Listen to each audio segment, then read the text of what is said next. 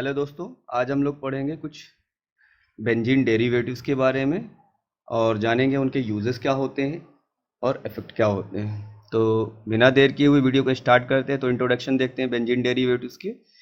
तो benzene derivatives are form when benzene ring unites with other compound during chemical reaction in which the hydrogen atom on some of the carbon atom in the benzene ring are replaced with new groups। कहने का मतलब क्या हुआ, जो benzene derivative होते हैं वो बनते हैं, कब बनते हैं बेंजीन रिंग्स के साथ में, जब कुछ दूसरे कंपाउंड की रिएक्शन, केमिकल रिएक्शन परफॉर्म कराई जाती है जिसमें हाइड्रोजन एटम होते हैं या कार्बन एटम होते हैं।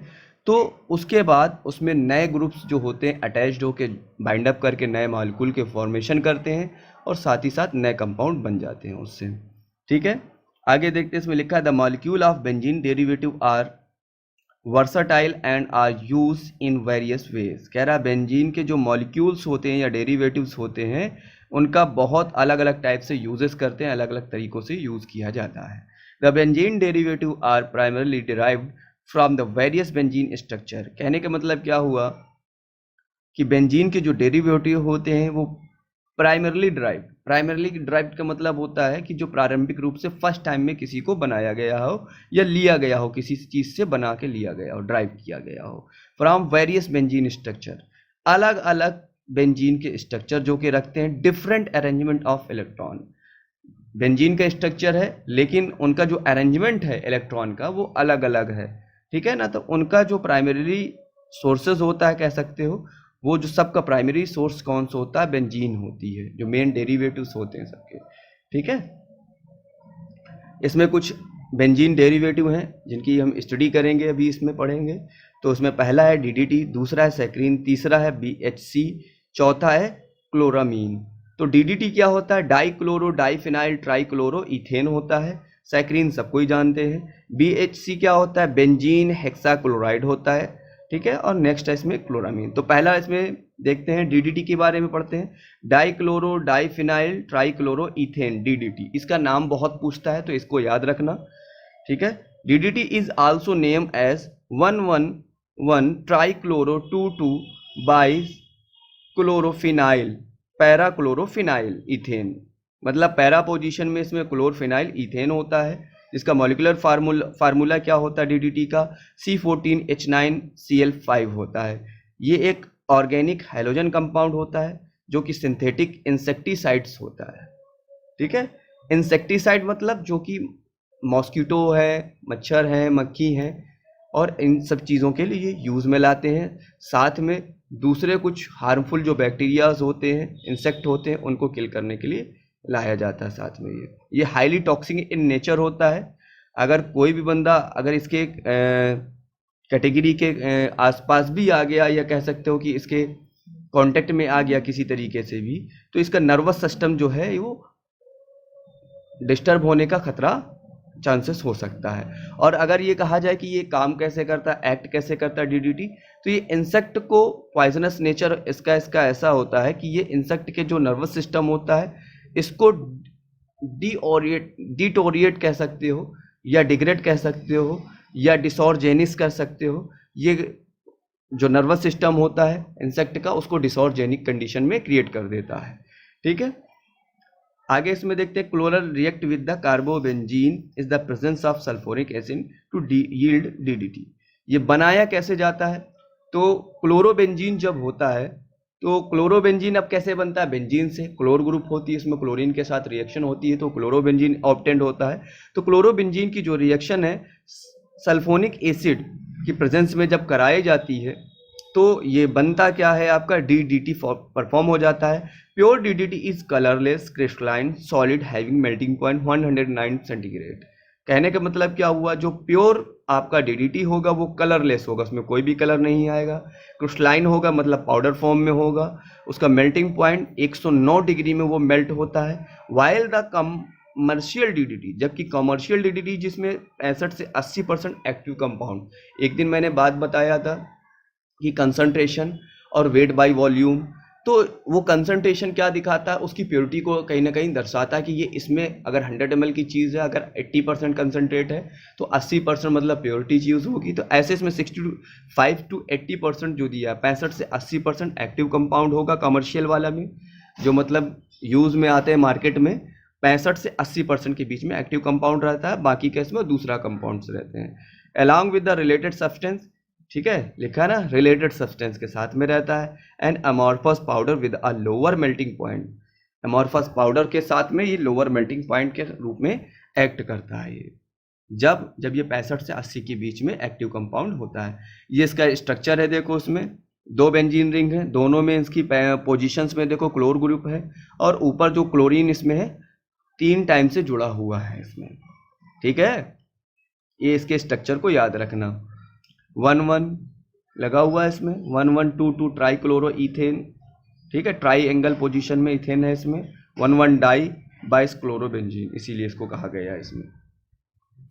यूजेस की बात करते हैं इसमें। इफेक्टिव यूज़ है लाइस के लिए, फ्लीस के लिए, मॉस्किटो के लिए, क्लोरोप्रोक्टो के लिए, पेस्टिसाइड्स के लिए, गेप्सी के लिए, और कुछ वैल्यूएबल क्रॉप्स के टाइम पे इंसेक्ट को किल करने के लिए यूज़ में लाया जाता है। साथ में डस्टिंग पाउडर्स के रूप में भी यूज़ होता है, कुछ सस्पेंशन में भी यूज़ होता है टारगेटेड साइड के लिए, ठीक है। तो यहाँ पर ये डीडीटी आपका कंप्लीट हो जाता है। अब देखते हैं इसमें सैक्रीन के बारे में।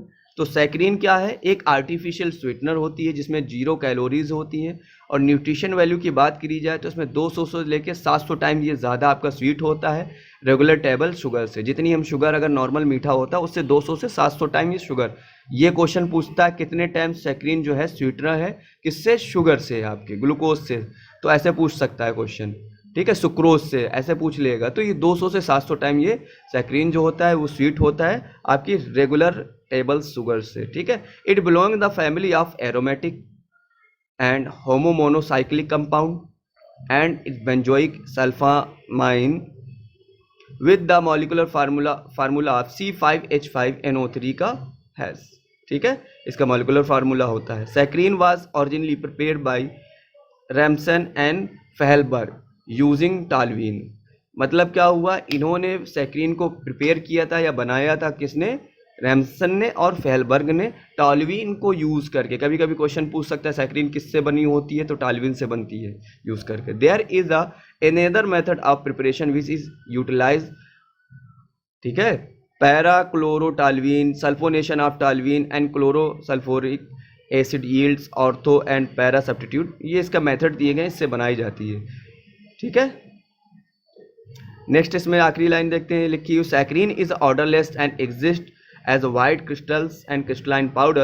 Its aqueous solution is natural alkaline to limetous, ठीक है, बट नॉट अल्कालाइन एंड फिनोथिलीन। मतलब क्या हुआ कि क्रिस्टलाइन पाउडर में होती, क्रिस्टल्स में होती है, ऑर्डरलेस होती है, ठीक है, इसमें कोई भी खुशबू नहीं होती, ठीक। साथ में ये अल्कालाइन कह सकते हो कि न्यूट्रल होती है या अल्कालाइन नेचर की होती है, और साथ ही साथ ये एयर ड्राई कर सकते हैं इसको। टेस्ट इसका इंटेंसली स्वीट होता है बहुत ज़्यादा। स्ट्रक्चर में देख लो, इसमें एक बेंजीन रिंग के साथ में इसमें क्या हुआ है, एक कंपाउंड इसके साथ में जुड़ा हुआ 5 रिंग स्ट्रक्चर का, ठीक है। इसका जो यूजेस है, यूजेस के बारे में देख लेते हैं। आर्टिफिशियल स्वीटनर होती है सॉफ्ट ड्रिंक बनाने में, बेक्ड फूड बनाने में, कैनेड में, गम में, च्युइंग में, फ्रूट्स में। साथ में इसमें टॉप कुछ स्वीटनर के तौर पे यूज़ होती है, विटामिन सप्लीमेंट मेडिसिन में यूज़ होती है, बेकिंग गुड्स में यूज होती है। अब BHC के बारे में देखते हैं।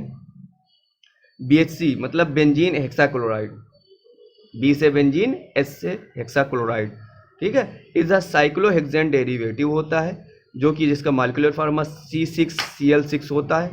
It is has 9 possible stereo isomers.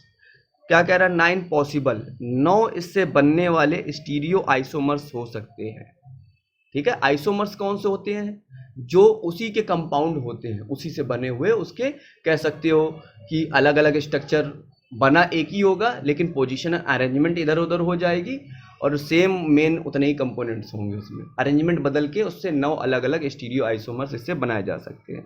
Which only 5, जो कि केवल 5 इसमें बताए गए हैं, जैसे अल्फा, बीटा, गामा और triangle and E forms having isolated from the mixture, जिनको हम आइसोलेट कर सकते हैं उसके मिक्सचर से, जबकि 9 फॉर्म होते हैं, 5 को आइसोलेट कर सकते हैं BHC के बेंजीन हेक्साक्लोराइड के। आगे कह रहा है chlorination of benzene in the presence of sunlight. कहने का मतलब क्या हुआ, जो बेंजीन का क्लोरीनेशन जब करते हैं हम सनलाइट में, तब हमें BHC प्राप्त होता है। जैसे उसमें आगे बता रहा था ना कैसे हम बना रहे हैं, तो ऐसे ही ये बता रहा है इसमें कि क्लोरीनेशन ऑफ बेंजीन, बेंजीन का प्रेजेंस ही हम जब सनलाइट में करते हैं क्लोरीन के साथ में, तब हमें बेंजीन हेक्साक्लोराइड बन के मिल जाता है। वाइट क्रिस्टलाइन होता है, सॉलिड होता है और वाटर के साथ सॉल्युबल होता है, ठीक है, और कुछ ऑर्गेनिक सॉल्वेंट के साथ भी ये हाईली सॉल्युबल होता है, जिसमें क्लोरोफॉर्म है, इथेनॉल है, मेथनॉल है, कुछ ईस्टर्स हैं, हाइड्रोकार्बन है, इनके साथ भी ये सॉल्युबल हो जाता है। ठीक है, इसका स्ट्रक्चर देख लो, एक बेंजीन रिंग है और छठ की 6 पूरी पोजीशन में इसमें क्लोरीन ग्रुप्स होता है, इसी को बेंजीन हेक्साक्लोराइड कहा जाता है। हेक्सा इसीलिए कहा गया क्योंकि 6 पोजीशन में इसमें क्लोरीन ग्रुप होता है, ठीक है, इसीलिए इसमें दिया गया 1 2 3 4 5 6 हेक्साक्लोराइड साइक्लोहेक्सेन। ठीक, इसका यूज़ क्या होता है एग्रीकल्चर पेस्टिसाइड्स में। मतलब क्या हुआ, जो खेती के टाइम पे कुछ ना कुछ दिक्कत हो जाती है, फसल को ख़राब होने से बचाने के लिए इसका यूज़ किया जाता है। लिखा है इसमें एंट, लीफ, हॉपर, टर्मिनेट्स, जो इस टाइप के चीज़ें होती हैं जो फसल को ख़राब कर सकते हैं, उनको किल करने के लिए BHC का यूज़ किया जाता है। लास्ट है इसमें क्लोरामीन। क्लोरामीन क्या है, ammonia, derivative of ammonia, having the molecular formula NH2Cl। Ammonium chloride भी इसको कहा जाता है, मोनोक्लोरामीन या मोनोक्लोरा अमोनिया कहा जाता है। It belong the family of organic compound formula R2NCl, RnCl2, where R is the organic compound. ठीक है, R क्या है, ऑर्गेनिक कंपाउंड है। It is the also name of monochloroamine and monochloro ammonia कहा गया है।